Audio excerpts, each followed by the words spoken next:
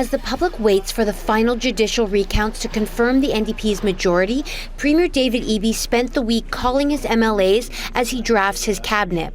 The cabinet will be sworn in on November 18th. Political pundits say Eby faces the challenge of assembling a cabinet that reflects the record number of women elected to Parliament and also ensuring representation from rural BC. Former NDP Premier Glenn Clark says it's important that Eby's ministers represent all of British Columbia. And that will be a challenge because he doesn't have too many seats in the north. Jeff Meggs was the former chief of staff to NDP Premier John Horgan. He cannot turn his back on parts of the province or communities in the province that have a reasonable expectation of finding someone from their world in the front bench.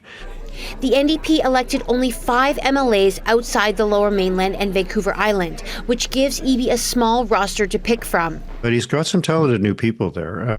That includes Harwinder Sandhu, who was re-elected in Vernon-Lumby, Brittany Anderson, who kept her seat in Kootenay Central, and newcomers like Steve Morissette of Kootenay-Monashee, Tamara Davidson of North Coast Haida Gwaii, and Randy Neal of Powell River Sunshine Coast.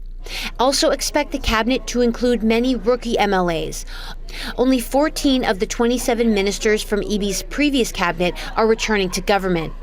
5 former cabinet ministers, including Education Minister Rashna Singh, Agriculture Minister Pam Alexis, and Resource Stewardship Minister Nathan Cullen, did not win their seats.